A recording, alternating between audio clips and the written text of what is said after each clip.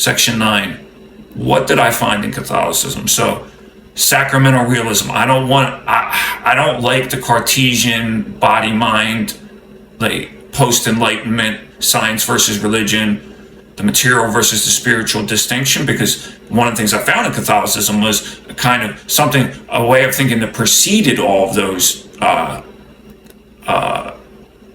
innovations, let's say, or these developments in the way we think and speak about the world culturally and socially. But if I'm going to use that language, because I can't avoid it, I live in this culture and this time in history. Section 9 continued. So what I found in Catholicism, I found sacramental realism. And as I was saying, I don't want to necessarily use the post-enlightenment Cartesian dualism language, but I'm kind of forced to. So I believe in the actual presence of Jesus in the sacraments. I believe that Jesus was raised from the dead. All these to me are as tangible and palpable and as real as any kind of scientific fact. Again, I don't even like that framing, but if I have to stand on that, I'll stand on that.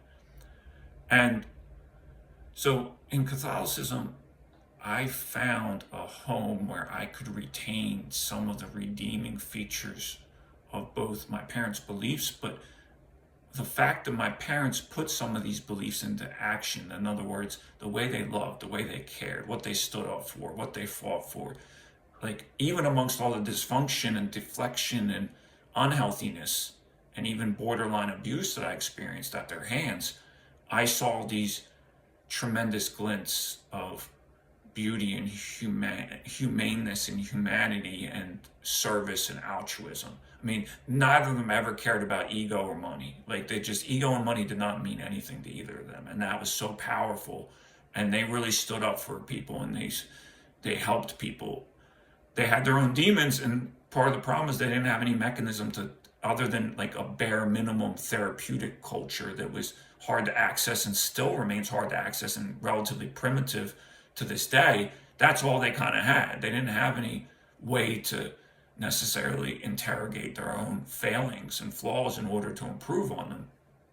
They simply had to deal with what they did. And so the point is, their beliefs, I still carry them. Their ways, it's not even the beliefs, it's the ways of seeing the world, the healthy skepticism, the love of knowledge, the love of learning, the questioning of power, the love of people, and the idea of empathy